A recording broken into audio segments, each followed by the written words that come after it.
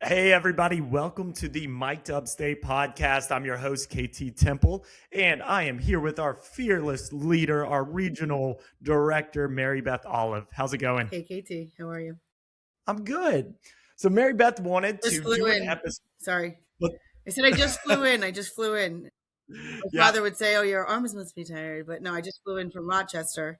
I was out there with the team leaders yesterday and yeah, we had a yeah. fabulous day. So, yep. And now I'm excited. We're going to talk about leadership more.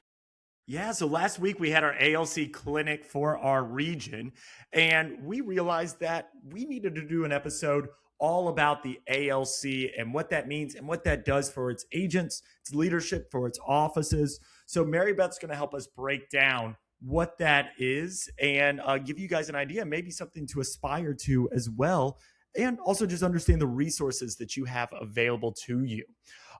So first off, just explain to us what the ALC is and how it is determined. You know, who is on the ALC. Okay.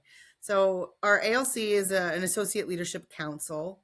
Most might say it operates like a board of advisors. And what it is it's a chosen selected group of individuals that represent the market center. Market centers, our offices are called market centers. And so what our leaders do is every year they take a look at the top agents in production. And it's not just about production. We're probably going to get into some questions about, who that individual is, the benefits. And so there's this different criteria that our top associates, they would have an interview. And from our top 20%, they would be offered to sit on ALC. ALC meets once a month with our executive team and really does get to have a little bit of an insight of the financials and the decision making of the market center from the executive leadership team. So it's an honor to sit ALC for sure. Absolutely. And it's made up of the top 20%.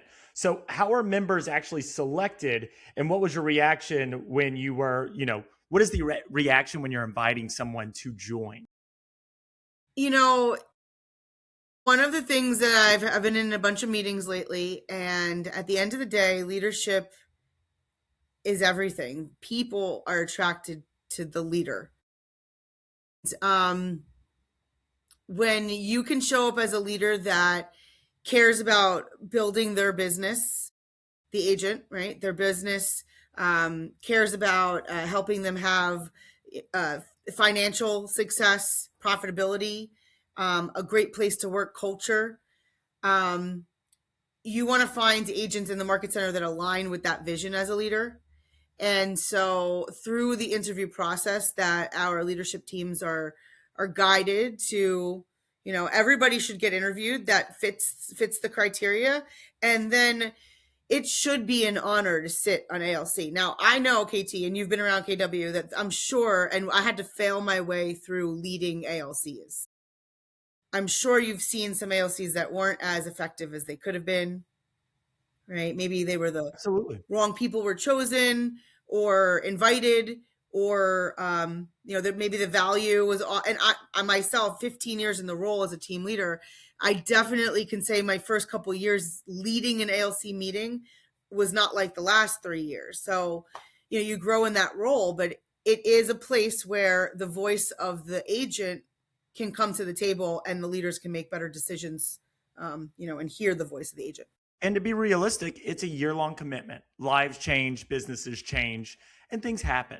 And that is the team leader's job, to make sure that they always have the best people there, right? To make sure that they have the right people at all times, and changes do happen. Well, and because the market changes, you're talking about change, the market changes, and that's when an ALC is extremely important, because if you're watching numbers and you're looking at what's happening on a market level, and then you're also diving into the agents that sit on ALC, part of the value for them is that we're going to take a look at your business and hold you accountable to your goals every month at that meeting is primarily about them and their business, because they're falling in the top 20%.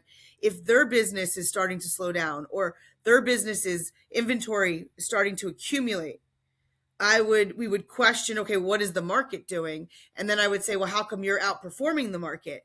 And then we might find some really great strategies in a changing market before the entire market feels it. So the value of sitting on ALC is also a little bit of insight and perspective as to what is happening in the other businesses inside of your own market center, right? Because you're sitting there at the table with another 6 to maybe 12 people that are also ALC members, you know? So what is the purpose of it? Why are we bringing in the ALC? And then talk a little bit about what the different chairs are, because they all don't have the same role. They're all kind of divided up to make sure that they're in a place where they can excel and really help the market center. Well, and I think what you're pointing to are some of the committees that they get the opportunity to lead. The 4 categories for the market center is growth, profitability, productivity, and culture. And so we coach them to those 4 areas in their business as well. What I would say though is if you are sitting on an ALC and it's all about the market center numbers, you probably want to have a fierce conversation with your leader. Like, hey, maybe you should check with somebody to see, maybe we could change this up. And because the reality is we focus on their numbers and helping their businesses grow. We model for them ultimately what they do inside of their committees. So what happens is through the interview process, we use an assessment called the KPA, Keller Personality Assessment, and it will kind of measure assertiveness and optimism and structure and all that stuff. And as a leader, as a trains leader through the career visioning process, you can identify some traits and behaviors that are better suited for, let's say, the culture committee or the financial committee, or your market center is really involved in the community. And so you want to put somebody in charge of like community events and being involved at a community level. And so what we do on an ALC is we do kind of just divide everybody up with their strengths and what they're passionate about, and give them an opportunity to lead. And so some people would say, oh, it's another job. If they look at it as a job, they're probably not the right ALC member. Honestly, it's where my journey as a leader started in 2006 as an ALC member. And I loved leading. I was learning how to lead. And ultimately, it helped me be a better leader in my team.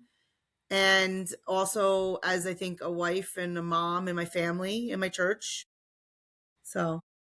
Yeah, it is a time commitment, but it should be rewarding on both ends. Yeah, that's why we got to make it about them, because if we make it about the office and the production and all of that, then we're not helping them move the needle. It will feel like it's a job that they got to show up at these meetings. So we pour into them, and ultimately, we get more out of that. Yeah, we know that real estate can be a very isolating career path at times. And one of the big things I thought was incredible was I was able to join I wasn't on the ALC, but I was able to join one of the ALC members in their chair, and I got to join the tech chair. And now, 15 years later, I'm a regional tech trainer. And so it really was like one of the building points in my career. So ultimately, what you're saying, that ALC member accepting the offer to be on ALC and then ultimately being guided to lead a tech committee opened up opportunities for somebody like you in the market center that said, hey, I want to be part of that. I can co-lead it with you, and then grew another leader from it. And ultimately, that is what happens on ALC when you have the right people. Yeah. So the ALC is often called the guardian of the culture. What does that mean to you? So to me, is when everybody, I'm going to just be really honest with culture, is when everybody's making money. Okay. Culture is the kumbaya and everybody feeling good. However, the reality is if people are not, our real estate office is a job. It's a company. It's a job. It's a place where people grow a business. If you're not making money, that's where people get, right? So culture to me is having an environment that supports all levels of goals inside of the businesses, right? So having a business that supports a new agent wanting to learn, get a great foundation and take it off, take their business off. Or It's a place where we have agents that are growing a business, and it's we support the organizational model and help them hire the right admins, hire the right transaction coordinators, connect them with the right agents that might be a great buyer's agent or a marketing specialist, right?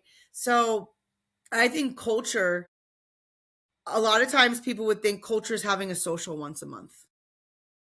You get to have a social once a month because the people that you're leading want to hang out with you because you've created an environment that is meeting their goals, their financial goals.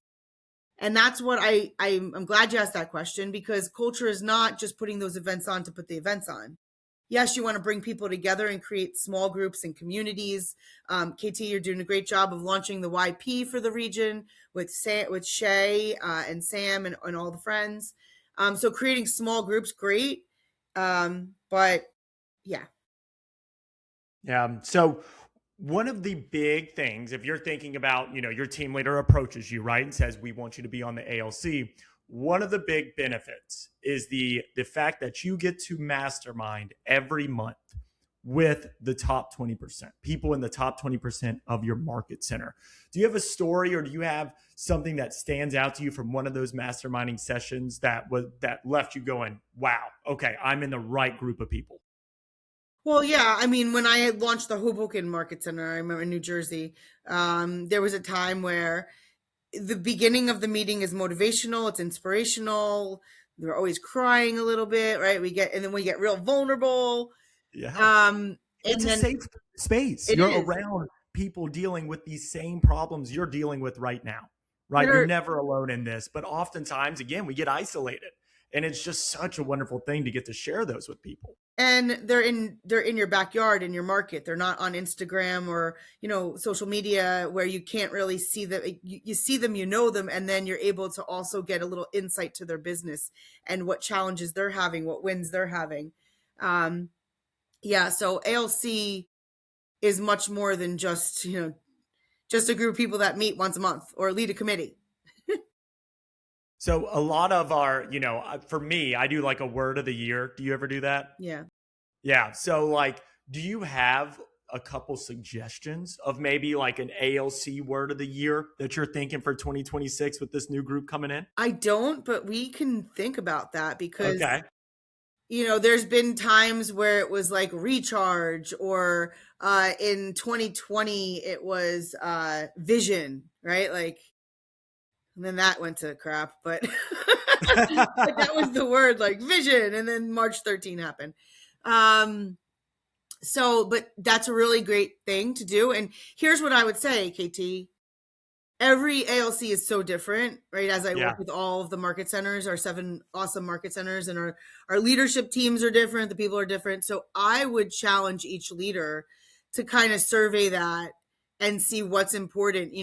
When we used to be in Bold and they used to keep those value cards. Remember the value cards? Mm-hmm. In Bold, and the whole team would have to identify with the same values, right?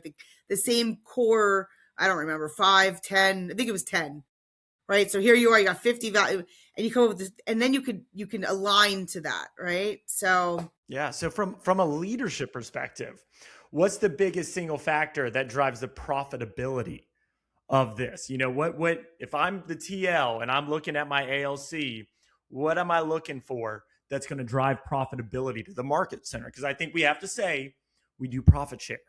And so because we do profit share, this group of individuals affects everyone's profit in the entire market center. yeah. So what are you looking for there? Well, as an ALC member, part of the covenant, because you do make a covenant with the team leader, and the team leader makes a covenant to you. Mm-hmm. The big part of that answer is growth by referring agents into the market center.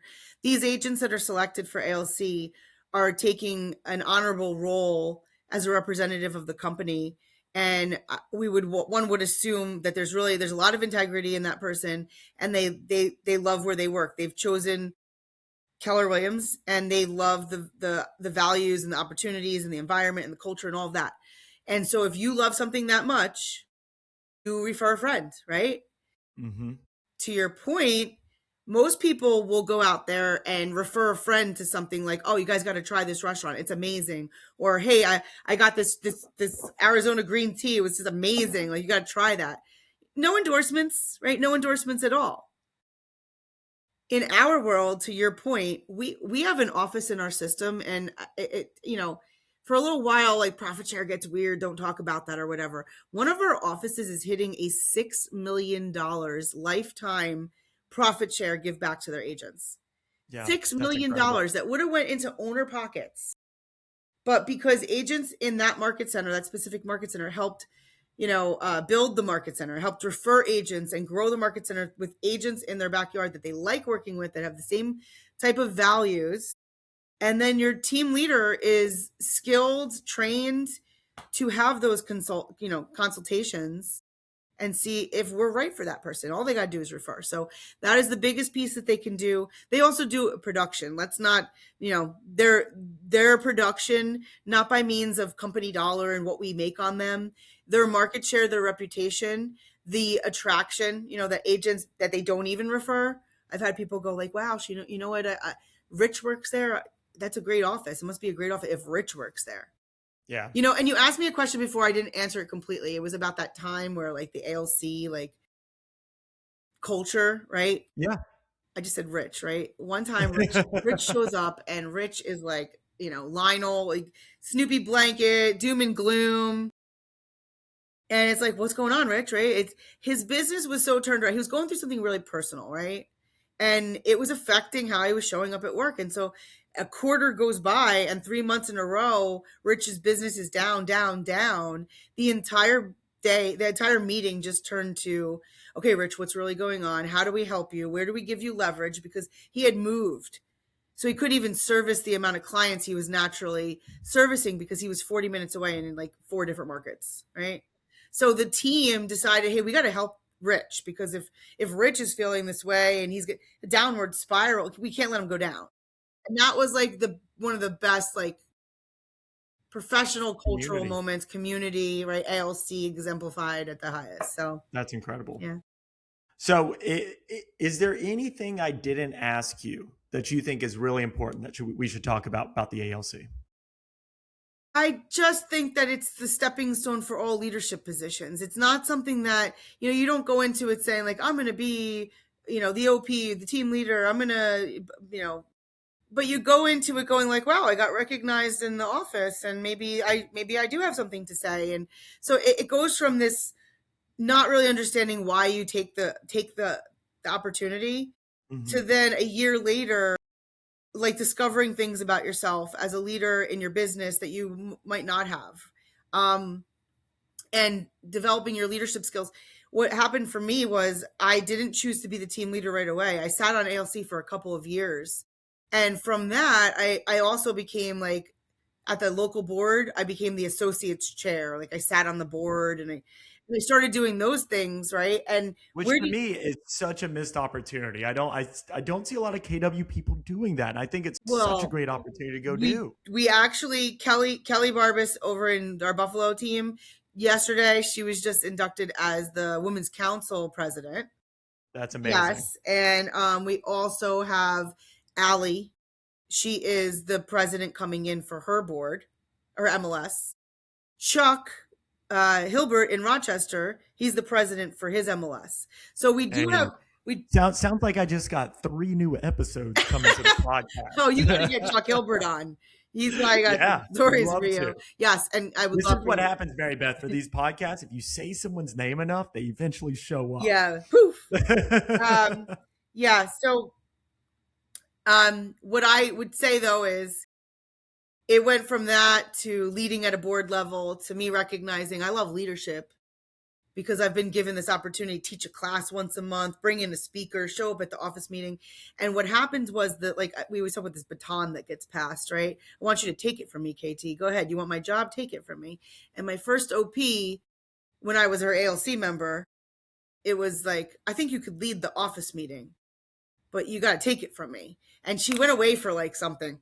So She was like, "You want to do the office meeting?" And I said, "The office meeting? You're going to let me like run the office meeting?" And me and this awesome lady, Nancy Coviello, ran the office meeting. People were coming up to us after it like, "You guys are like Gary Keller and Dave Jenks. Like, you guys are like spot on." And from that, she was like, "Oh, I don't ever have to do an office meeting again." And then that got me thinking like, "Oh, wait, maybe I should just be the team leader and take the salary too, right?" But Love it. it was the ability at the ALC level to see how impactful you could be at a market center that I said, well, if I want to be a great agent, maybe I am right for the team leader. I can help these agents be the best agents. And I just don't know that I would have thought like that had I not sat at the table with, like you said, like all those like-minded people. It's the first stepping stone. Yeah. And I have to throw it out there. I was a director of first impressions. That's our person at the front. The amount of phone calls I got saying, "Hey, I'm looking for an agent, but they have to be an ALC member or former ALC member." ALC members do refer to ALC members for sure. I'm just throwing that out there at any. And we have another value in the region for 2026. Let's hear it. We are going to have the dates are put together. Jess is going to put the flyer out. We are going to have an ALC mastermind, a regional ALC mastermind via Zoom every month. It's typically around one of the last Thursdays of the month, either the third or the fourth Thursday of the month. And it will be in the afternoon to allow our agents to lead generate and hit appointments. And we'll have guest speakers on every call. So if you're an ALC member in the upstate New York region, we're looking forward to putting 10 amazing people in front of you monthly. Great. Awesome. Marybeth, anything else for the ALC? No, I'm an open book. So if you have any questions, just reach out to us. We could explore. Awesome. All right. So what's coming up for the region that we need to let people know about while we've got their attention? What do we have for the region? Well, we just came off ALC clinic. I know a lot of our offices are doing holiday parties and galas, and our vendors are throwing galas. And I would tell you, go out there, be involved in your local community. I know that I'm hitting up a couple of board like holiday parties where we could mingle with the agents. Like, I would say bring the question of, hey, what's your goals for next year? I'm going to be that annoying girl at the party. And then come into January, we will have our first meeting for our leadership teams. But for the agents, February, we will be heading out to Atlanta, Georgia. A lot of our market centers are bringing big groups of agents as well as guests. So if you want to learn more, we're going to be having a party in Georgia, in Atlanta for the region. And my goal is to have 100 people there. And so if you're interested, I'd say go get your ticket now because tickets are going to go up. I know it's a hefty price, but here's the thing. You go to those conferences with the idea that you are going to get referrals and you solidify relationships that make sense for you. What areas do you think you have a referral business that you can build? What area does your family come from? Did you move from? May not even be that far. It might be agents that are in the next state over. Seek them out. Have a coffee with them. Just like you said, KT, ALC members look to refer to ALC members. I look to say, did I meet you at the conference? What convention did you go to? Did you go to family reunion? Did you go to mega camp? So those are our two that are coming up on a national level. But we do have agent masterminds in the region in April, and that will be in person. And then coming up in January, guys, we are building up to launch Keller Williams Young Professionals. And in January, we're having our first big Zoom, which will be an AI mastermind with some of the top agents, with other regional tech trainers. So it's going to be really exciting. We're going to be announcing more and more speakers that are coming out for that. That'll be January 21st from 1 to 2. And KT, I'm not offended at all because I know I'm over the age group. What is the age group that this is ideal for? So you can join the what it says is you can join after the age thing if you're young at heart. That is how they have it phrased. The goal is for everyone to be, not the goal for everyone to be under 40. The age range is 40 under, is the young professionals group.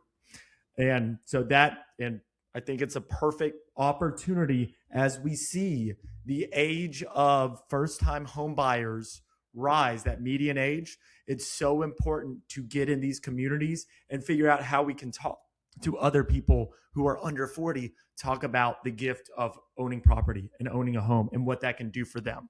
So I think and becoming real estate agents. I'll take that. and becoming real estate agents. Absolutely. Absolutely. So look out for that, guys. If you have any questions, you can reach out to me. You can reach out to our president, Shay, and we're going to be announcing all of our board members here soon and all the different chairs. So thank you so much for listening, guys. We'll be back again next week with another episode. We hope you enjoyed this. And if you're listening to this on your favorite podcast channel, like Spotify or Apple, whatever, or YouTube, leave us a like, leave us a review. Feel free to share this at your team meetings, in your offices.